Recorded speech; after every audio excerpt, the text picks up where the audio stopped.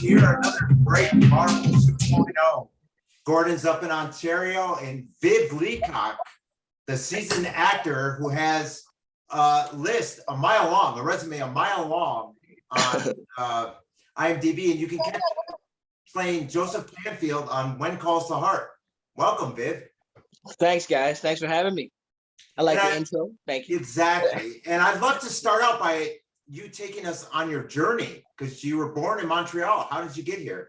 Yeah, born in Montreal, but we were actually, my parents were actually living in New York at the time, and I was 2 months premature, and at the time they were hanging out in Montreal for the weekend, and I decided to show up. I guess I really wanted to be Canadian, and that's why I was born in Montreal, because I came out 2 months before I was supposed to, and in the wrong city, in the wrong country, as far as what my family had set up.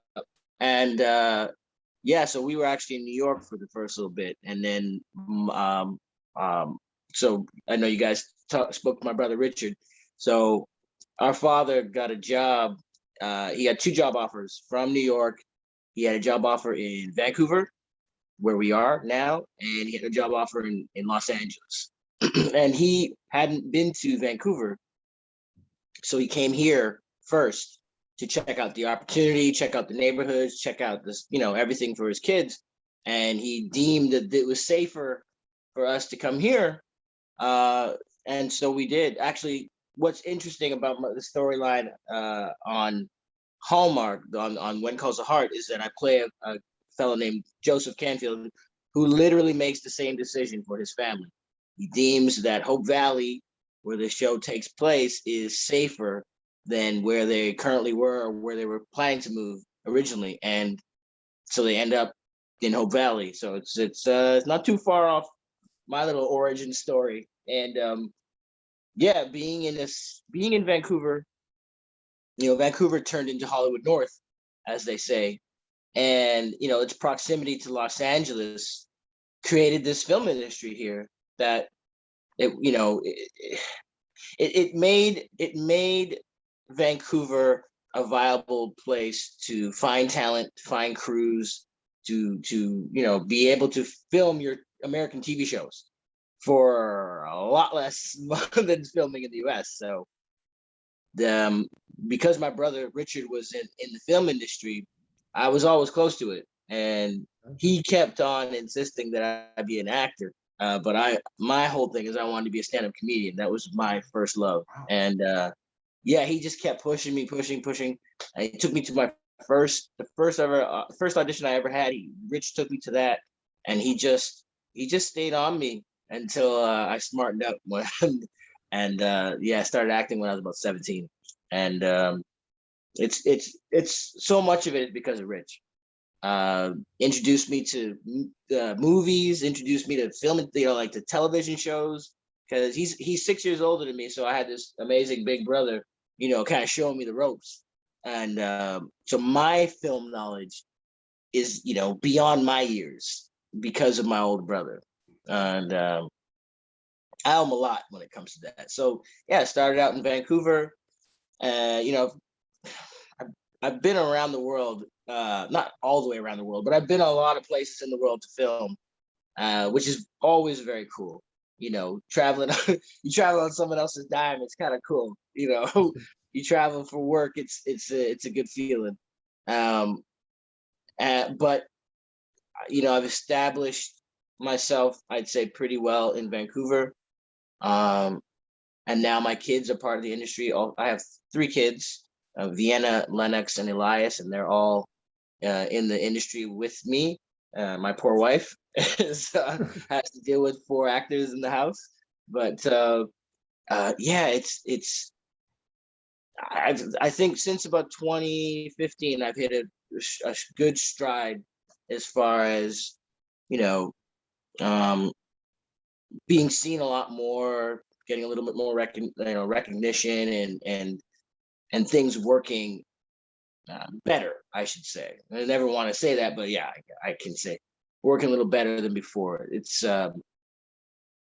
we'll get more offers now than previous. So Was it a little bit better than your 5-second clip in Hot Tub Time Machine? You saw that. That was one of the funniest days ever.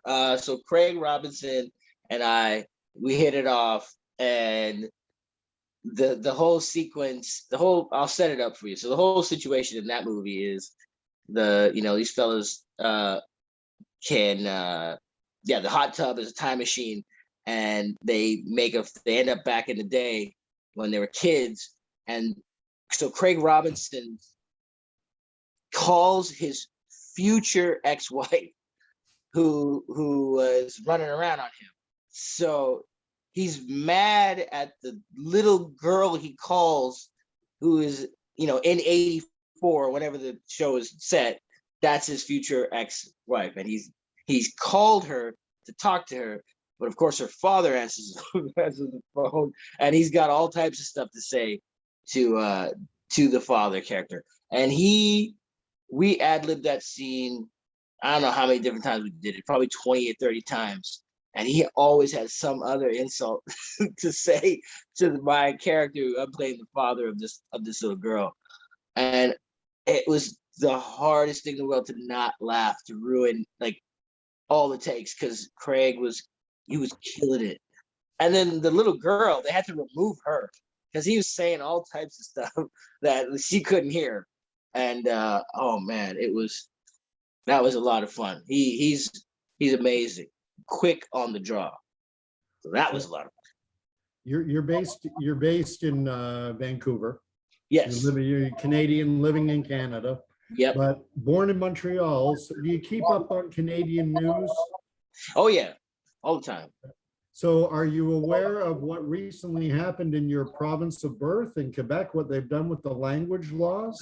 Yeah, I was hearing about that, and it's kind of interesting thing because we were in Montreal for 2 months because like I said, that I was 2 months premature. Yeah. And so they literally stayed there as long as I needed to be in the hospital. And so because you're a Quebec-born citizen. Yes. According to the CRTC, on doit faire la moitié de notre show en français. Donc, es-tu capable de répondre à des questions en français so that we don't get in trouble with the CRTC? Oh man, I'm the worst. I took Spanish. I'm the worst. Great. I'm the worst. I know. I'm like an affront to anybody from Quebec. Oh my god. My 8th grade French teacher, she knew I was born in Montreal, so she was talking to me in French, and I was like,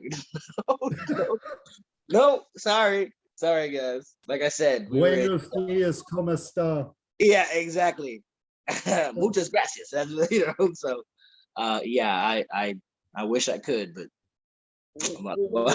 one of the lines I wanted to travel down is, of course, I saw you were in a movie with, at the time, one of the biggest stars, one of the biggest box office smash, ultra comedian, Mr. Beverly Hills Cop. Yes, my idol, Mr. Eddie Murphy.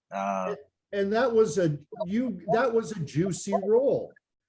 Yeah, and they cut out 10 minutes of the performance. Actually, they cut out like the ending, the original ending of the movie. There's 10 minutes of of everything that I had to say. So I'm in it a lot, but I was really in it a lot more before it got edited out. So it is what it is. It was still one of the greatest experiences of my life because, like I said, I wanted to be a stand-up comedian, and Eddie Murphy was the reason why. And people have asked me so much, like, what was it like to meet your hero, meet your idol? Because sometimes it can be bad. And it was first of all, Eddie had to approve me getting the part. And actually, in actuality, my brother Rich and I both booked the same size part on the movie but Rich's schedule for the TV show he was doing a TV show called Doc with Billy Ray Cyrus. It got in the way. So we both landed this. We you know, two brothers, fans of Eddie Murphy. We both landed big gigs on that movie, and then he couldn't do it with me, which sucks. But you know, he still supported everything and was so happy for me, and I got to work with my idol. And the first thing Eddie said to me when he met me was, "You're real funny, man. You're real funny." And I was just like, a little single tear just rolled down, because like, this is the guy that I like. If you literally take Eddie Murphy, my brother, and parts of my father's personality, that's me. Like, those are the guys that I was looking at, you know, in my life, as far as, you know, inspiration or how to be like somebody.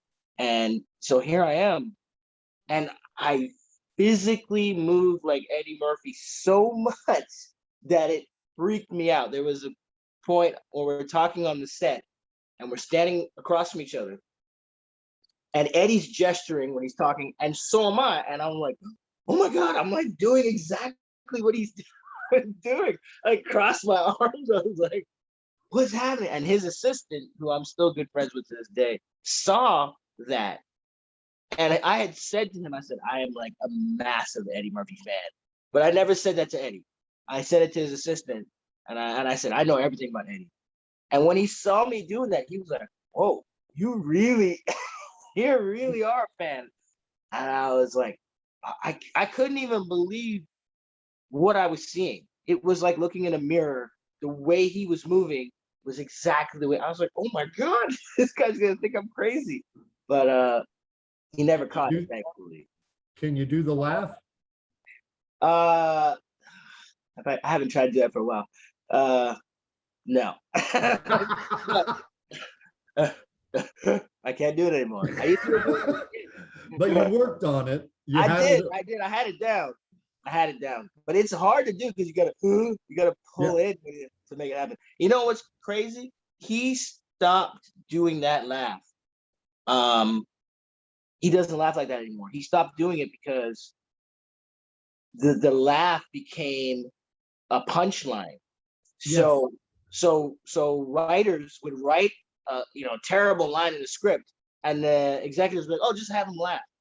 His laugh, it's fine. And so Eddie was like, no, I need a reason to laugh. I'm not gonna just laugh to make the audience laugh if it's not well written. So he stopped doing it. So he literally stopped his own laugh, his very amazing, unique laugh, because of the executives.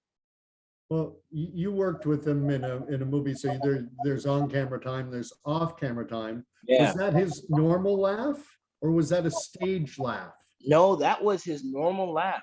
Okay. That he literally stopped doing in real life because he didn't want it to be inserted into a film just because they thought it would be funny. And yeah, like I can't even believe that. But yeah, my man changed, because no one's ever heard that again. He laughed like that in the 80s, and then that went away. Well, you were so you're on in a movie with Mr. Delirious. Yes. Who most of his material at the time could, until cable came along, you couldn't even see most of his material right on television. And then we bookend that with what you're doing now, where you're playing the role of a pastor on a show called When Calls the Heart. Yes. On a net, or I say a network, it's on a streaming platform, Hallmark, which bills itself as family-centered, wholesome, watch with your kids. Yes. The total opposite. These are polar extremes. Very much so. And I understand that there was an actress on the show who, because of some controversy, was let go and was written out of the show. What was the story on that? So the actress Lori Loughlin, who got caught up in this. There was a college admissions scandal with her own. There was some parents that basically paid for their kids to get past the line to go to specific schools of their choice, and by doing so, they of course bumped people out of position who were supposed to be there, and yeah, they got the fellow who was setting up the situation for many years. The FBI were onto him, and he basically helped the FBI set up the people who ended up getting caught, and she was one of them. And yeah, as soon as that happened, yeah, the network they just let her go. Nope, not gonna go down that road. And I know people have very strong opinions about what she did, and and that and that she yes, of course she should have been fired. A lot of people have opinions about that, but my thing is, I'm like, rather than jail, for a rich person, just have her pay for. If she wanted to pay to get 2 students past the line, well, she can support 2 students that got bumped out of line because of this. Like that's what I think would have been a proper sense of justice. It's like, oh, you wanted to pay? Oh, you're gonna pay. Because jail time, that's not gonna be anything to her. And she didn't need to go to jail. I don't think she didn't need to go to jail for that. That was something that was stupid. And like I said, they could have made the situation beneficial for other people. But that's not what happened. And so she got let go. And I know she's a really nice lady, and she's they made an example of Lori, that's for sure. She's a very, very sweet person, and they love a scandal. So the nicer you are, then you're the person they're gonna lean on the most, because it's gonna move the needle the most. So that's what happened to her. So the point I was getting at, I mean, you've got Hallmark, it's got such a, I'm going to call them hyper image conscious. Yeah. They're very conscious of their brand and Yes. and how it's presented out. And not to make light of it, but we've got, Mr. Eddie Murphy Jr.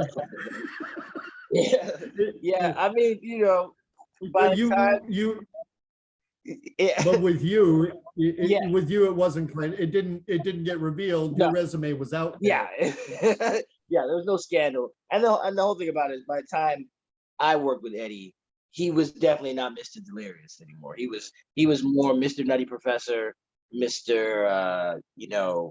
Dr. Doolittle than he was, or even Shrek. He was more Donkey from Shrek than he was Delirious. He wasn't that guy anymore. So there's a whole younger generation that have no idea what he used to say. They have no clue. Right. We know. Yeah. Oh yeah. We know, but there's I'm older than your brother by a couple years. There you go. So we know what Eddie used to say, but he's not that guy anymore. And beyond even Eddie Murphy aside, you've also worked with Brooke now on this show. Have you worked with Brooke Shields? Like, I know your character was written into the show.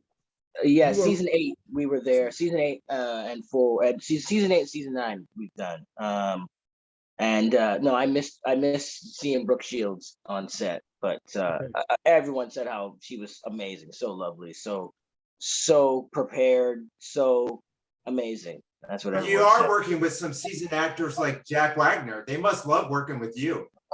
Oh yeah. Wagner and I are good buddies. We he's always surprised with my frame of reference as far as film and television. Like I said, because of my brother, my frame of reference for like music, film, television is beyond my years. And he's like, how do you know that? Like, all right, I know all this stuff, man. Like, I grew up watching Jack on TV, so, which is kind of weird to say to the guy. I'm like, sorry, but sorry, Jack, but it's true. I grew up watching you. It's the kind of thing. Were you a fan of Bold? Were you a fan of Bold and the Beautiful and General Hospital?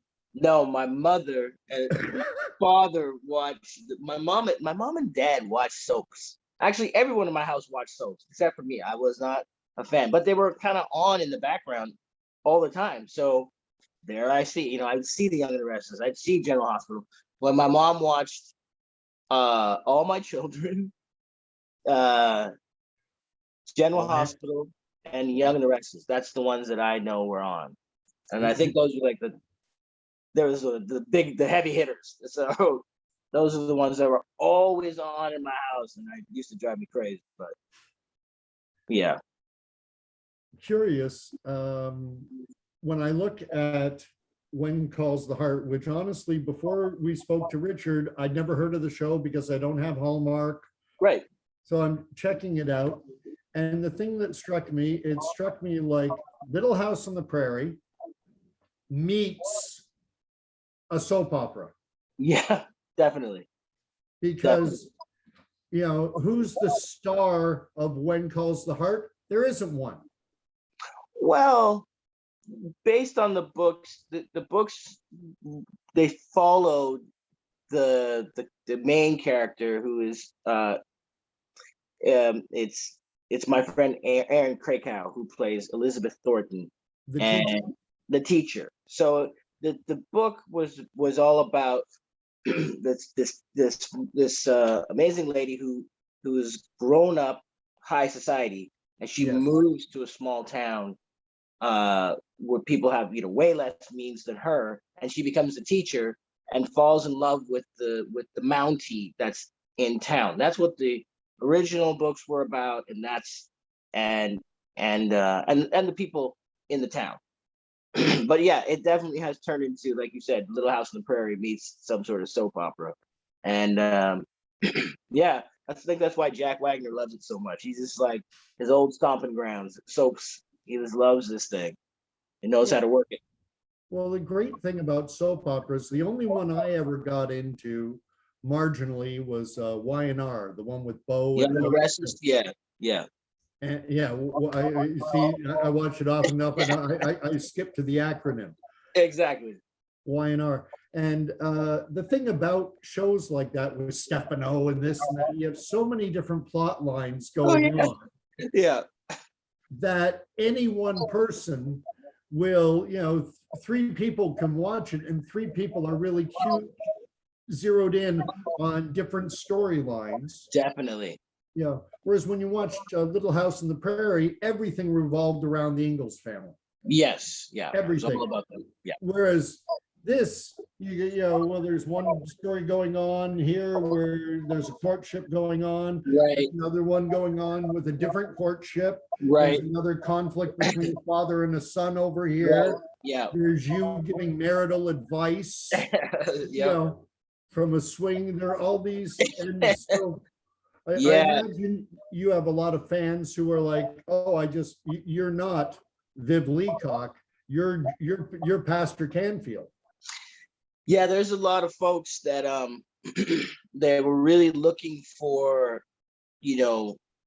religion to be a bigger part of the show again. So I think it started out that it had a lot of religion, God was brought up quite often, and then it dropped off in the show. And for the longest time, they were having an issue where, and I don't know why this happened, but there would always be the actors that played the pastors. They ended up leaving, so they would come in and they would do a few episodes and then they would leave. And so there was kind of an opening for my character, for me, and the fans were quite happy to see kind of a man of faith, or a family of faith, I should say, be on the show. And a lot like the Ingalls family, the Canfield family, things happen to us together. And I feel like we're really the thing that's reminiscent of Little House, when you follow a family rather than a school teacher and a Mountie and a judge and a whatever. All that stuff is a little far off from Little House. Whereas, yeah, I think people were really happy to see, a family storyline, because we're the only actual family storyline on the show. There's other, mother, father, small child, or single father, little girl, but there's no mother, father, two children dynamic on the show. Yeah, nuclear family. Yeah. We had on the show, Mark and I interviewed a gentleman, maybe you've heard of him, maybe not. His name is Cameron Arnett. Cameron Arnett. He's a Christian actor. Okay. And he's been in a number of faith-based films, like I Still Believe, and countless others. Yeah. And during our conversation with him, he talked about how we talked about together how Christians, how as they're portrayed in mainstream culture, tends to be where we're Ned Flanders. Right. Goody, goody, goody. Don't have any type of temperament. Just always, turn the other cheek. And yeah, there's one kind of mode. Whereas, yeah, thankfully playing Joseph, there's a bunch of different. He's not just the pastor in town. He does other things. And myself and Peter DeLuise, famous for 21 Jump Street, and Dom DeLuise, his father.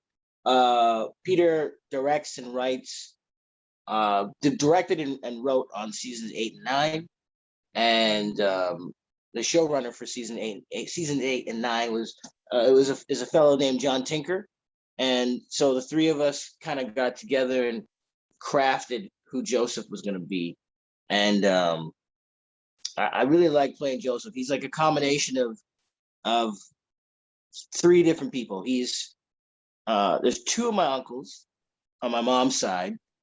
One is he's probably the most religious person I've ever known in my life. He's always been a man of faith. My entire life, can't think of him without thinking of that. And another uncle of mine who is like a sage. He's the guy that I go to for advice about anything. He always gives the best advice. He'd incorporate a lot of his own, experiences into what he was saying, and just knew exactly what to say. And then from the mechanical aspect of Joseph, that's my dad. My dad, like I said, the job that he got hired for in Vancouver, he was a pipe fitter. And so this man, he could build anything. And he was kind of legendary in like the pipe fitting world. Like a lot of people knew about his skill set. And so I base a lot of Joseph's kind of mechanical aptitude on my dad and how he can just build anything, do anything. And so yeah, it's really cool playing this guy who I like that. I've seen other programs where a man of faith he's got more to him than just his faith, but not very many programs have I seen someone like Joseph, and it makes it really cool to play because it just kind of like expands what people believe, Christians are or pastors are, or what I mean. It just gives people more insight. There's a lot more going on with them than you might think. Now, your daughter and your son play your daughter and your son in the show. Explain what that's like and how it came about. Yeah, it's pretty crazy. So my daughter, who's our oldest child, Vienna, she plays Angela Canfield on the show. And so when I originally got the part, I actually didn't know that Joseph had children. And ironically, I was helping another friend audition for the part of Minnie Canfield, Joseph's wife, who played by the brilliant Natasha Burnett, my good friend. But I was helping someone else. I hadn't met Natasha yet, and I was helping another actress in town put it on tape. And then I saw in the kind of the write-up for the audition that the character had 2 kids, and I was like, oh, I didn't know this. So I called my agent and I suggested that Vienna audition to play Angela. And everyone thought it was a good idea. They're like, "Oh, that's a great idea. Yes, here, we'll send you the material and you get your daughter to put it on tape." And at the time, Vienna was staying with a friend of hers at the friend's grandparents' place, kind of like 4 hours away from where we are in Vancouver. And so I called her and I was like, "You remember you've been asking to like do auditions on tape for film and television?" Yes, because at the time she was only doing voice work for cartoons. So I was like, "Well, I got you an audition," and I said, "Check it out. You're gonna be playing Angela Canfield, my daughter, on the TV series." So she knew I got the part. So I said, "You'll be playing my daughter," and I said, "The character's blind, and it's for When Calls a Heart." And she was like, "I don't want to do it." And I was like, "Wait, what do you mean?" She's like, "That's too much pressure." It's like the character's blind. It's on a massive hit show. And she's like, "I'd be going to work with you all the time." And I was like, "What's wrong with that?" She's like, "Would you like to go to work with granddad every day, your first day of work?" I was like, "Oh, I see your point." So I actually turned it down for her. And it was my good friend, Peter DeLuise, who he found out that my daughter was going to be auditioning. Peter and I go way back because of my brother. My brother and Peter, they met in the 80s and my brother Rich did 7 episodes of 21 Jump Street, something like that, something crazy. Yeah.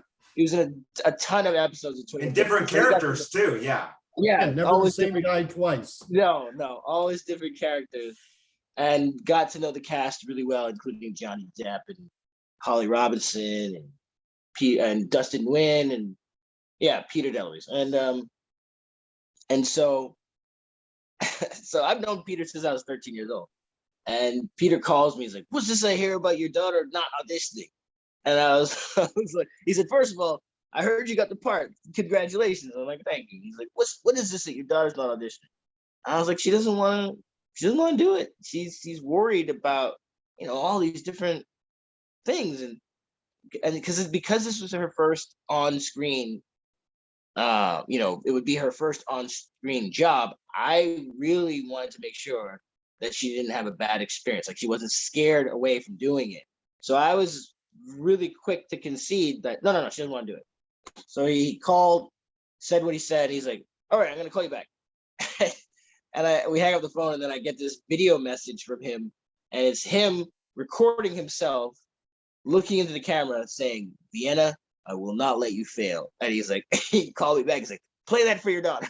So I showed her the video message, and then she said, "Okay, I will audition for the part." And she auditioned, and the rest is history. They loved her. She was their choice. It helped them, I think, immensely.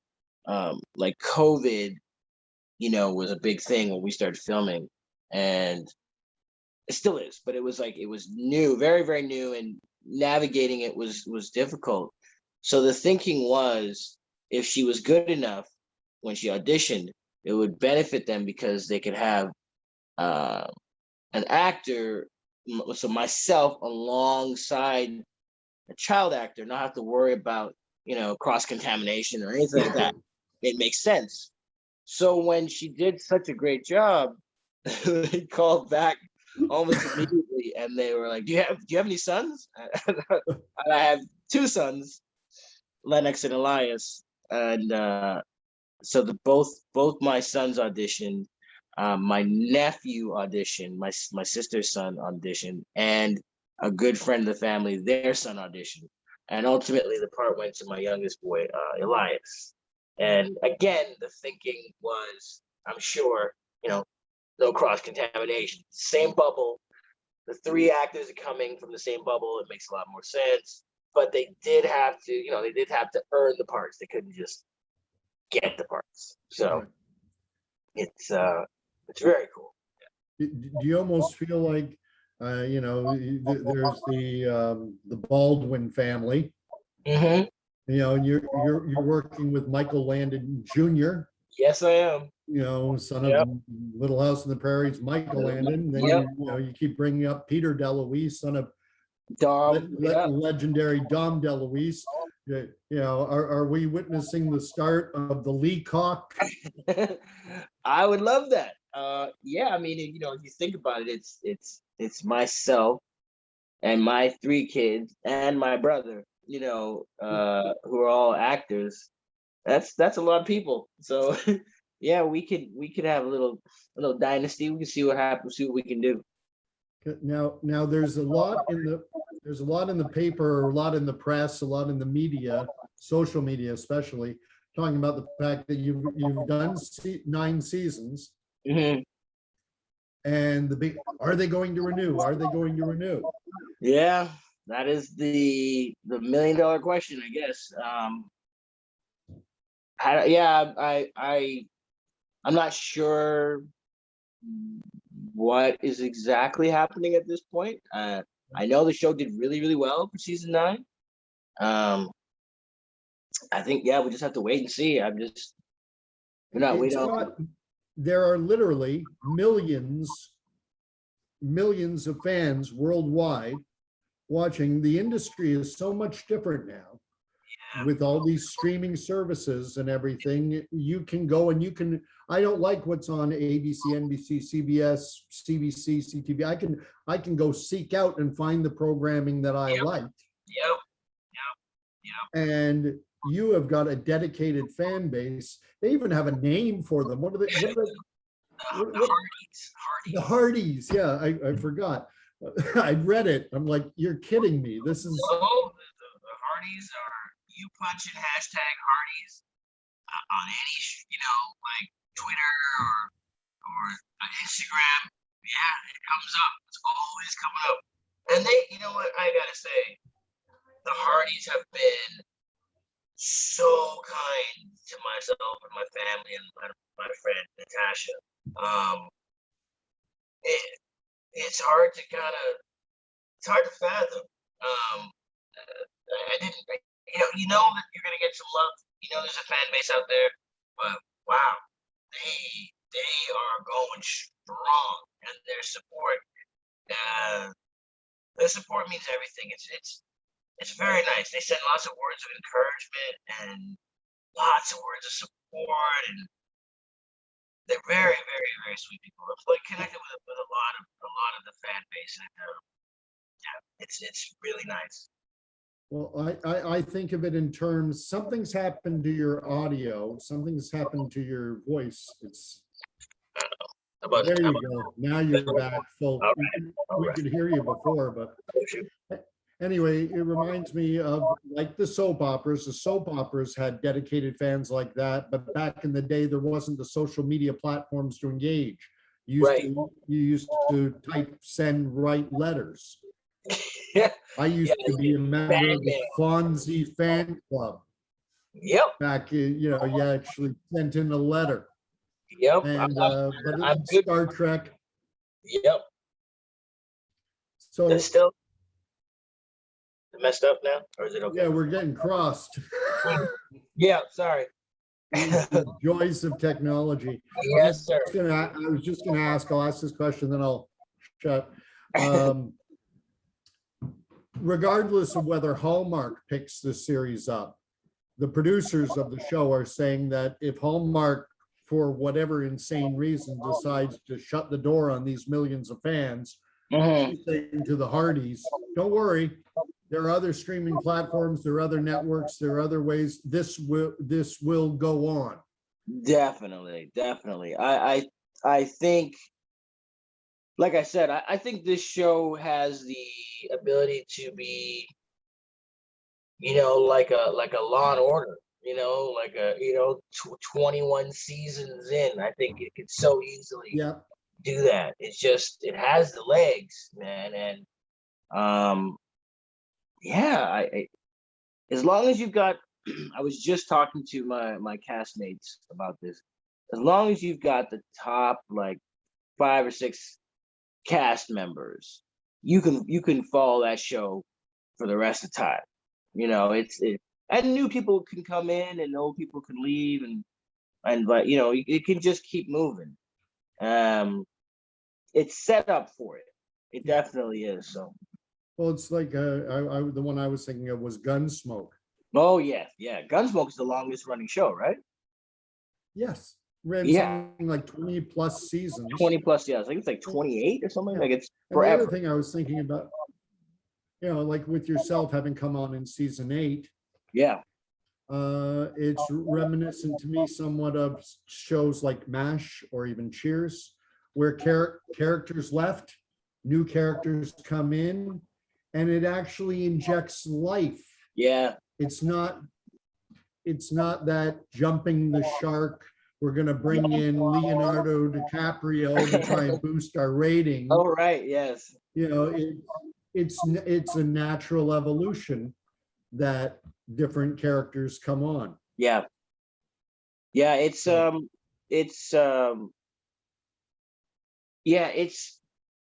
Yeah, like I said, I think this show could keep going forever and ever and ever. And I don't see any reason why it should stop. Like you said, it'd be insane if Hallmark were to cut it loose. It's the biggest show they have, so it doesn't make any sense to me. Yeah, it's got legs, man. And like I said, the Hearties, man, woo, and the people that are in charge of writing the show, they listen to the Hearties. They don't like something and they listen. Well, I've got a killer question for you. Okay. All right. This is the killer question. I'm going to try and make this an ongoing feature of our podcast. All right. Here it is. You've got a great gig. You're on When Calls the Heart. You're well established, and the phone rings. It's your manager. Mm-hmm. And there's a production taking place that is starring Dwayne Johnson, Scarlett Johansson, Samuel L. Jackson, Robert De Niro, and just for fun, I'll throw in Ryan Reynolds to give it some Canadian content. Oh man! And it's just come out that Dwayne The Rock Johnson is sick. He's injured. He can't do the role.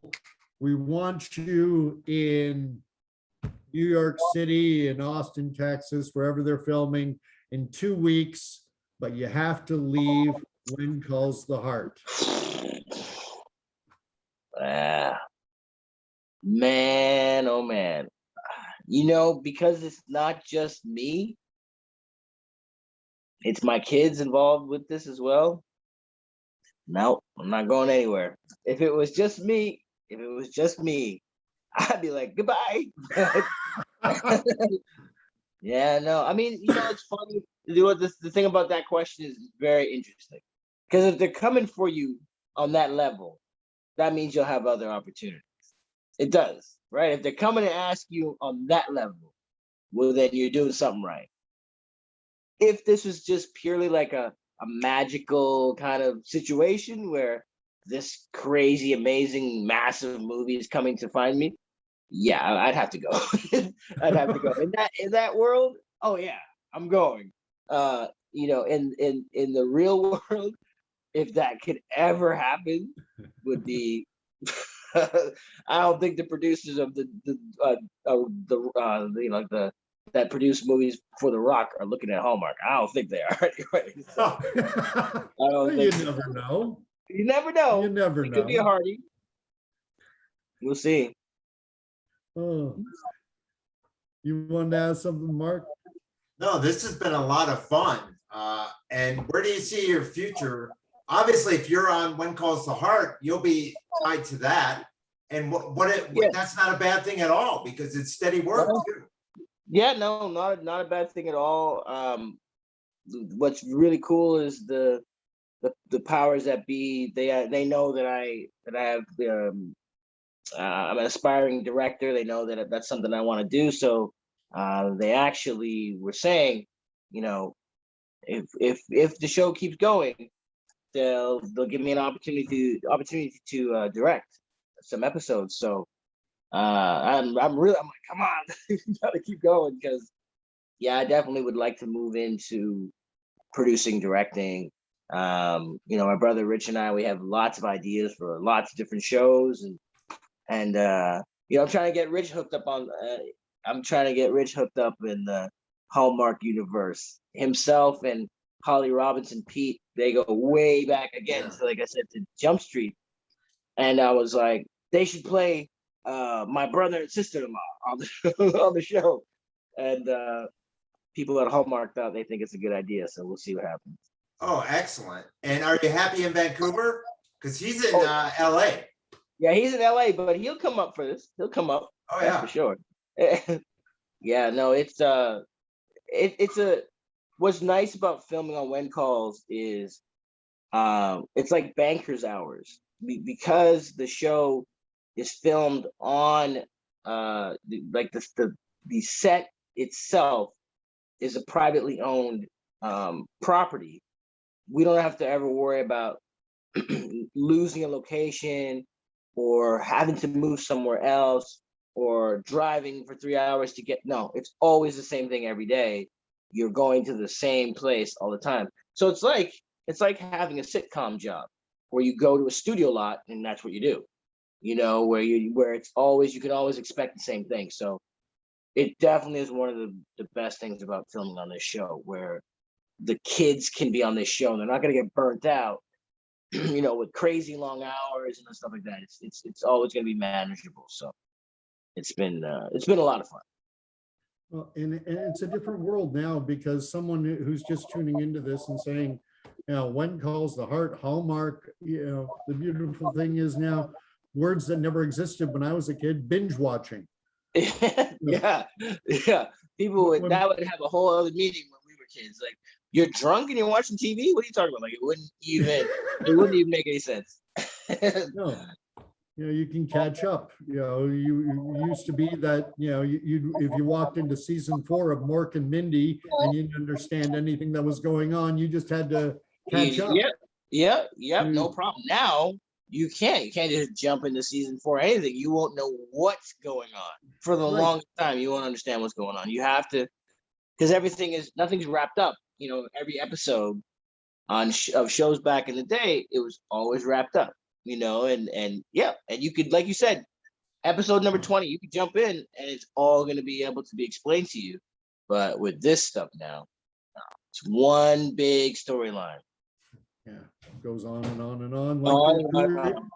And like your career is going on. And the beautiful thing is, that's the kind of great piece to have on your resume, because you're not going to do it for the rest of your life. Yeah.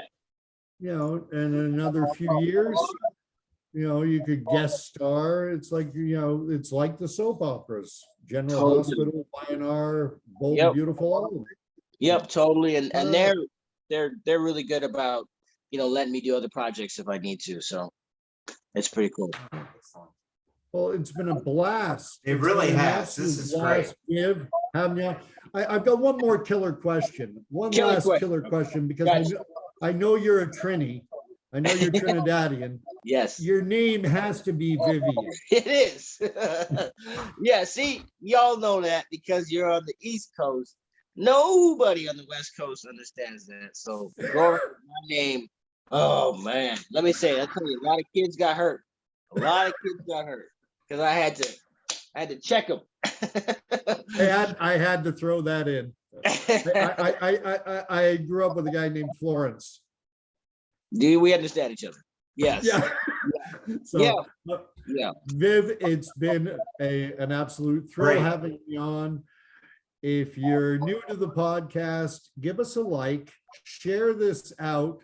If you're a Heartie, welcome to the Mark 2.0 podcast. Yeah. If you want to see Viv's brother, Richard Leacock, we had an amazing time with him. We've interviewed other actors, singers, athletes, a lot of inspiring stories. So check it, stay on the Mark 2.0 podcast, and stay on the Heartie train. Exactly.